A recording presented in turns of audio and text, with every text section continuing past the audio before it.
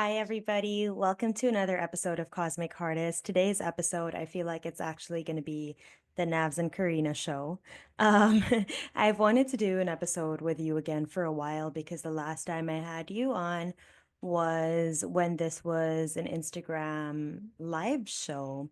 And that was also for a Valentine's Day last, I think, but that was a few years ago.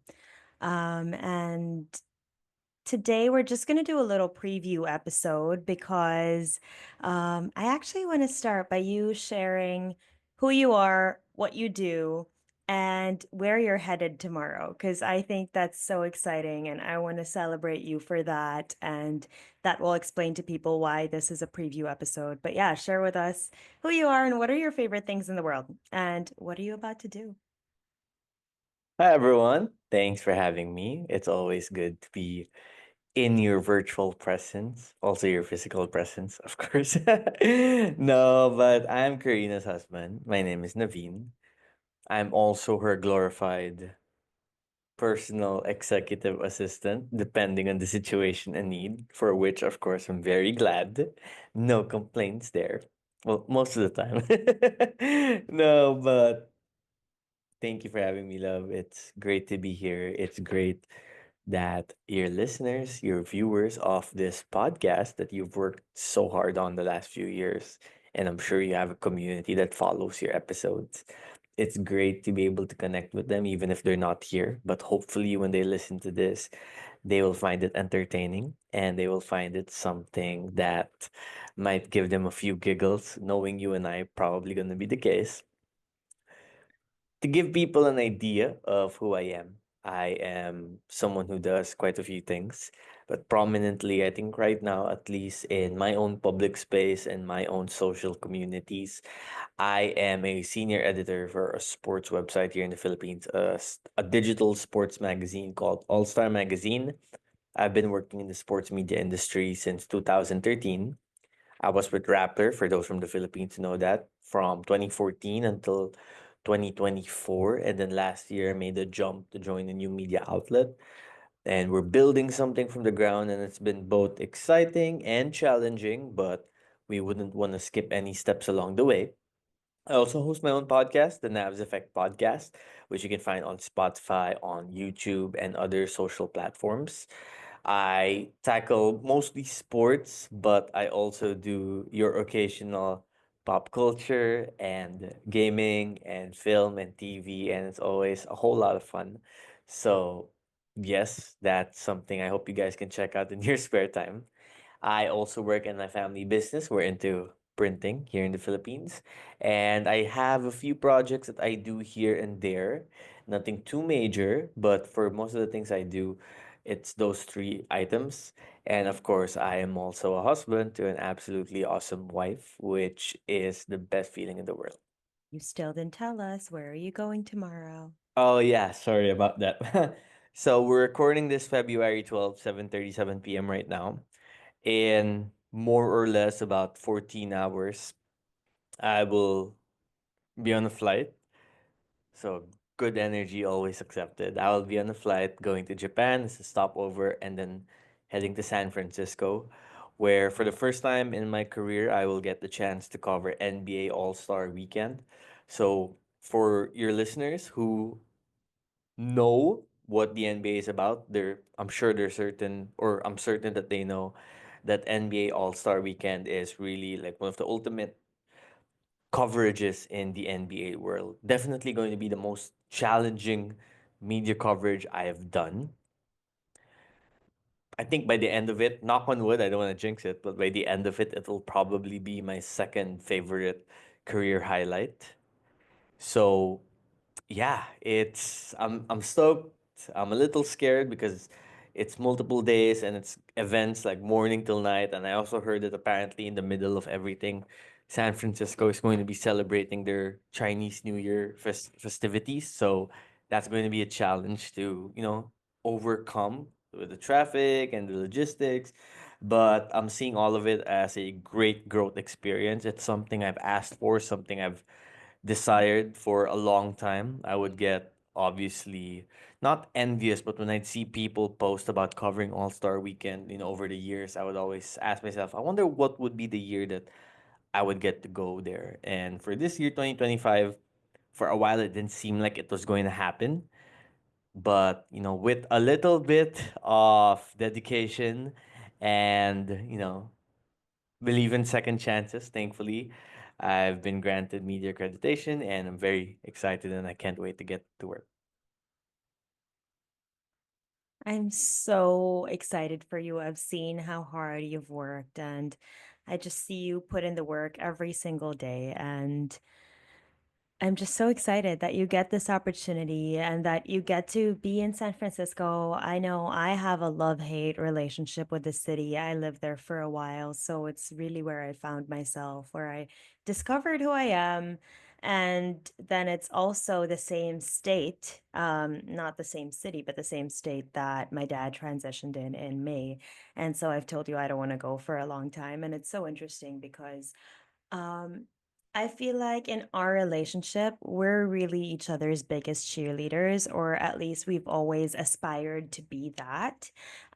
Because first and foremost, we're best friends like that. We've known each other for about 18 years. We've been together for over 8 years, and we've been married for over 3 years now. And it's such a pleasure to do life by you, and just to get to witness you like go for all of your dreams and to be by your side as you do it. And um I'm a lover girl, and it's Valentine's weekend, and I wish we could be together. And there was, this is just a little glimpse again, right? This is our preview to an episode that we're probably going to record once you're back. But I just want to put in, like, I kind of want this to be about how beautiful it is to support our partners, but also allow ourselves to feel the feelings. Like, because you got your accreditation yesterday, you're leaving tomorrow. And my initial reaction is, oh my God, I wish I could go with you. But it's Valentine's weekend and I'm a lover girl. So I planned a Galentine's event. I have Bloom with the Moon. I put out flower orders. And now I'm like, damn it. Wish I could have just gone with you on a whim and booked a flight. And so the instant you told me that you were going to be going, you woke me up yesterday and told me that. And I had like this whole bunch of emotions because I was like, oh man, I wish I could be with him. But I tried so hard to keep that to myself, like this bubble. Of course, for a bit I told you like you're leaving me just because it's kind of the way we are with each other. And then I like took myself into my own bubble, dealt with my own emotions so that I could come back and celebrate you and be excited and ask you, what do you want to do? And tell me all your goals. And we're about to have date night tonight. Tonight is our Valentine's date night. And I'm sure you're going to tell me about your intentions and your goals because I feel like that's so important to do when you're about to embark on anything, really. But yeah, I'm just pointing out this importance that, we love each other so much. We're in this relationship, we're married, and we want to celebrate each other so much. But it's also okay to feel a little bit sad sometimes to not get to do the same things or to not be with each other. But also, it's okay to process our own emotions so that we can come back to each other with more space. Where what's landing with you as I say all of this? Well, obviously, I know where you come from. It's not like I'm just leaving for an ordinary weekend. It's Valentine's weekend, right? And over the last few days, as well as we were waiting for the approval first, that we then reconsidered the waiting process, not knowing what plans to make for the weekend. It's tough because we don't know if I have to like fly out for work or I'm going to be here. But I'm definitely grateful for your support at all times. You've been very supportive since we started dating about my career and what I do, even if the hours can be weird, even if the work demands are a little crazy sometimes, and even if sometimes you see that the amount of work is putting like, extra stress and pressure on me. And I know that you always have my best interests at heart, but the fact that you're constantly supporting me and encouraging me to chase after my dreams, it's definitely something that helps me do that.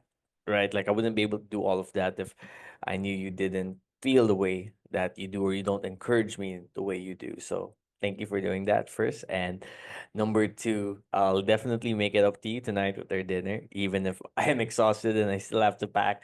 I've saved like reserved energy for tonight and this podcast. And also, of course, when I'm back, I'm sure we'll find ways to do another celebration. Mini, major, doesn't matter as long as we're celebrating.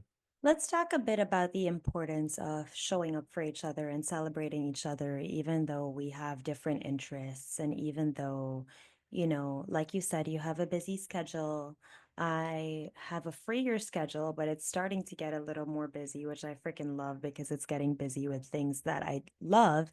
But what do you have to say about the importance of lifting each other up? Because you said you appreciate so much that I'm here and you wouldn't be able to do it without me support, or like you would be able to do it, but maybe not to the same degree. And why do you think that is? What do you think that is about like partners supporting each other that really makes a big difference? Yeah, well, obviously, when you have a partner, most of the time, especially when you're married, you're living with each other, right? And we live with each other. And when you live with someone or you're in close proximity with someone, the energy that they bring, you attract it naturally, whether you like to or not. Most of the time, of course, you can be intentional about the energy you attract, but if that person is taking up the same space as you are in close proximity, their energy is also gonna take up space, and inevitably you're gonna come across that to some degree. So when the energy you put out there for your partner is encouraging, it's positive, and it makes them even believe in her, if it makes him believe in himself more, her believe in herself more, then that's just something that's gonna go a long way, right? Because then it's like you don't have another layer that you have to deal with. Because now for some people, you know, I think they have the capacity to do the work they want to do or set out to go do the objectives that they have, regardless of what kind of, energy or reciprocation they're getting from their partner.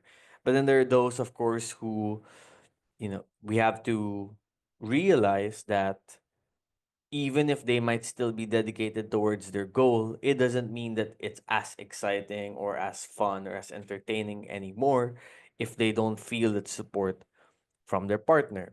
Is it fair or not? Who knows? That's a subjective thing to each person. But is it a factor? I think that's for sure. Right. So let's say, for example, I found out yesterday I was flying out and I have suddenly just 2 days to prepare everything, get finances in order, clothes in order, a luggage, packing, make sure all the work I have to accomplish before I leave is done, convert money to USD, all that jazz, right? There's so many lists, there's so many things to do in that list. So when you have a partner who just supports you naturally and it comes free flowingly, it just lessens the burden on your shoulders because now you don't have to talk yourself through maybe the awkward energy of knowing you're going to leave and your partner isn't happy about it. So again, to each their own, to each relationship their own, to each progress their own. But at the same time, when you know for certain that support is going to come in a light manner from your partner, it just makes life, at least in my perspective, a lot easier. Something I like to tell you a lot is we're all mirrors, especially in our relationship. We're mirrors for each other. Like you are my biggest mirror in the world, just also because we are in such close proximity.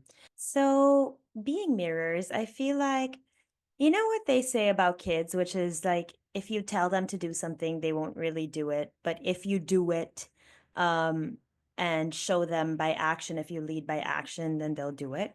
I feel like in a partnership, in a relationship, in a marriage, it's also so much like that. I feel like it's we have to step into the role that we want the other one to reflect.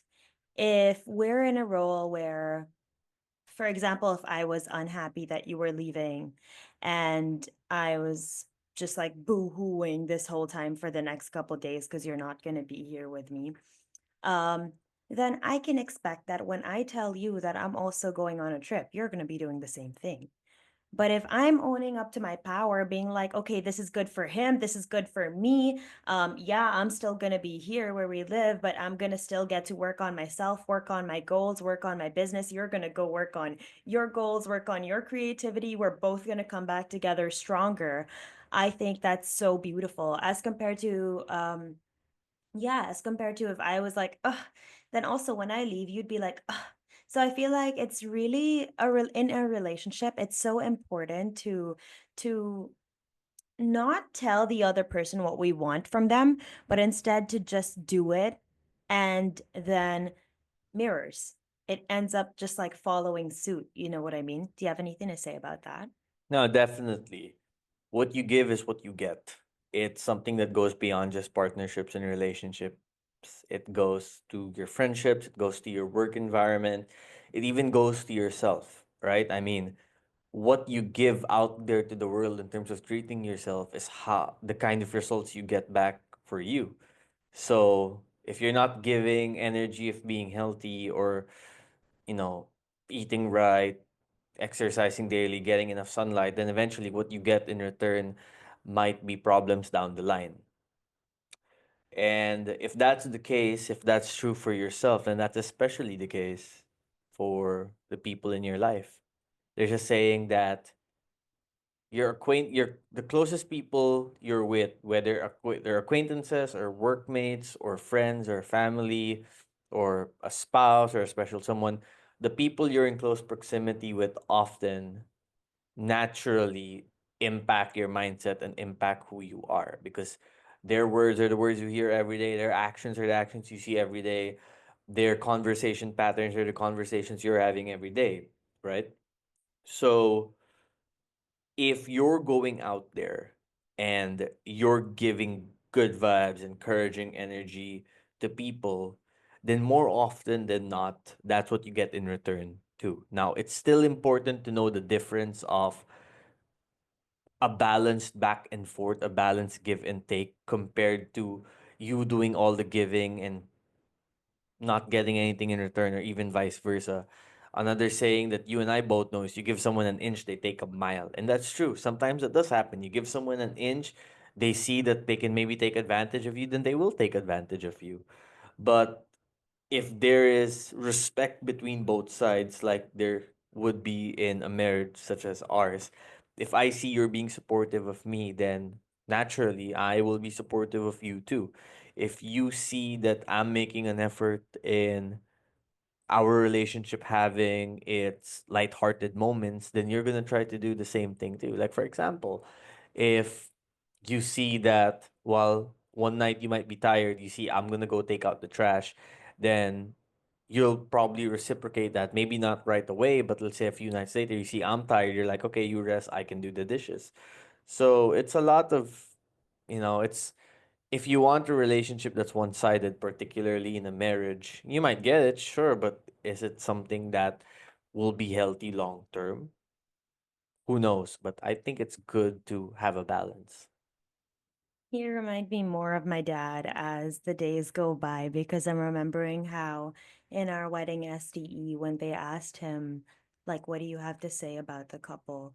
And he said, the biggest thing is that they have respect between each other and they speak the same language.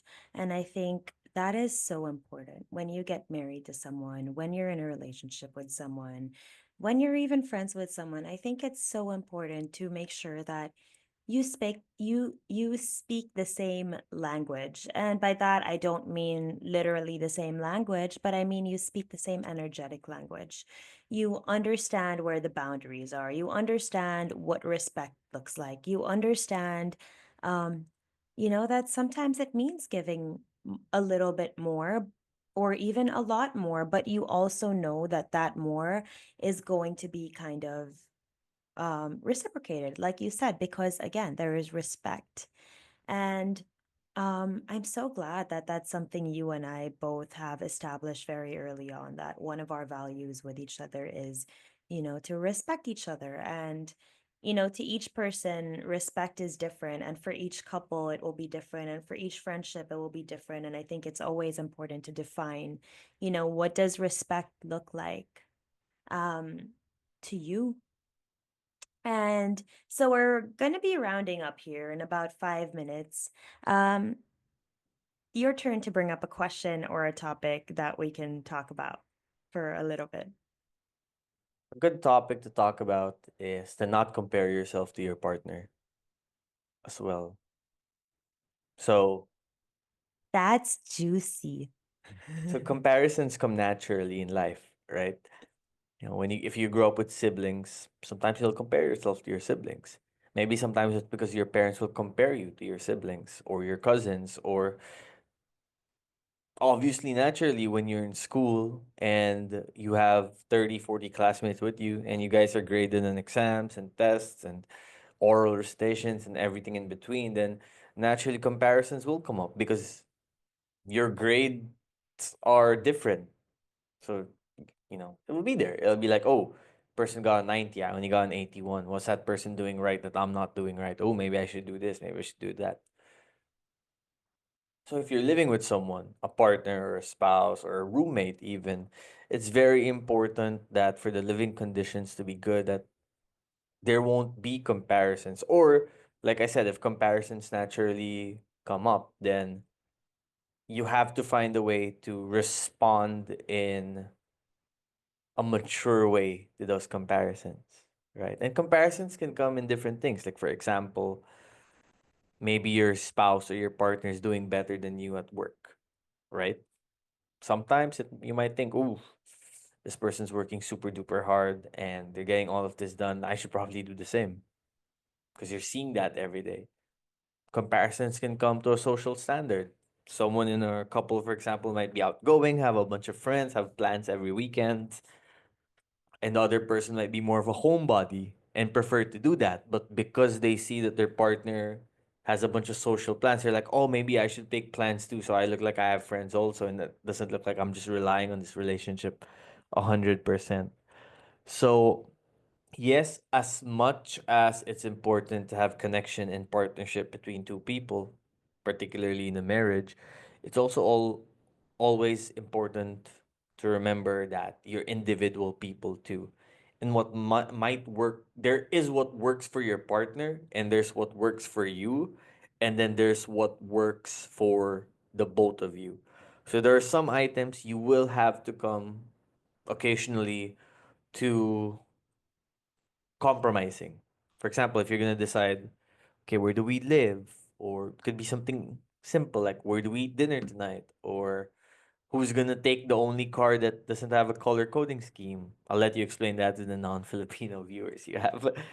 um, or who's gonna be the one to cook dinner tonight? Who's the one to clean the kitchen tonight, right? I mean, sometimes you'll have to discuss through that and decide. But the other items, like the ones I mentioned, you have to realize also that you are still unique people, and instead of choosing your relationship over yourself or yourself over your relationship, with which I think is just as much of a problem, choosing yourself over your relationship most of the time, it's a balancing act. And I know it sounds like a cheap way to answer a question about, oh, it's all about balance, right? But no, it's really all about balance. It's about, you need to know when the time is right to choose your relationship. You need to know when the time is right to choose yourself. And you just need to take each situation of its own accord and just be honest and authentic with yourself about what you think is the best thing to do. I love that. Because I feel like in the beginning of our relationship, maybe even up to now to some degree, but before we got married, I maybe how many years before? 2 years before is when I discovered astrology, started working on all of this. And with intuitive astrology, it's very much about feeling into the moment, feeling into the energy. And when I was at home before we got married, it was easy to do that because I was in my own energy. I was able to do whatever I wanted in my own time. But getting married and hanging out and spending more time around you, I realized how much you actually do Like I didn't realize it's possible to do that much in one day. And you do so much. And for the first couple of years, or maybe the first year and a half, I felt pressured like, oh my God, I need to get on that. I need to be doing something all the time. I cannot rest. I cannot chill. And I feel like that was so bad for my nervous system, because women and men are built very differently. And like you said, it's about a balance. So as I noticed that, I was like, okay, how can I spend more time in my meditation room, strategizing with my plans if I don't want to have the TV on, or if I don't want to do so many things? How can it's really about being intentional, right? And I think comparison, not even in terms of how you're doing with work, but like how much are you doing and how much is the other person doing? I think it's easy in proximity. And so I love that you pointed that out, because another thing that's coming up and that I wanted to say is that I heard something somewhere where they said it's not only two individuals in a relationship, it's three individuals. It's one, it's the other, and then it's the partnership. The partnership is its own thing too. And like you were saying, the partnership has its own energy, it has its own flavor, and we cannot expect that the flavor of one or the other is the flavor of the partnership, right? It's its own thing. And I think it's so important to take time to get to know what is that? What is that? What is the relationship of the energy? If it were a person, I don't know, kind of weird, but if it was a person, what would be its name? What kind of energy would it give? What kind of energy does the relationship want to have? We should have this conversation. We're having it right now, but let's have it later too. But what kind of energy does the couple want to give when they walk into a room? When they have a conversation, when they talk to the world, all of it actually should be aligned and the same, especially for you as a Capricorn rising. I'm sure you understand this like feeling of the need to be like, integrated people and to walk in integrity. And so I think it's so beautiful to have these deeper conversations. I know sometimes it's harder for you, but I feel like it's important to carve out time to have the deeper conversations, to get to know each other better, to get to know the relationship better, and also to be very intentional about what are we putting out there. Because when we're one person putting out energy, we're powerful. But when we're two people putting out the same energy and we have that relationship with each other already, I think it's beyond what we can create together. So I'm grateful that we get to create this life together. We get to be married. We get to spend forever together. It's such a dream. And I'm so excited to have a deeper conversation about all of this with you. And yeah, I love you. Thank you for being here.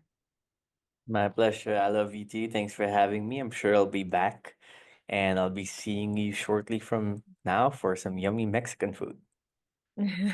Thank you everyone for being here. And if you have any questions for Nabs, for me, about our relationship, about friendship, about marriage, about partnership, whatever it is, send it over my way and we'll include an answer to that in the part two of this episode. Thanks, Noala. Bye. Bye.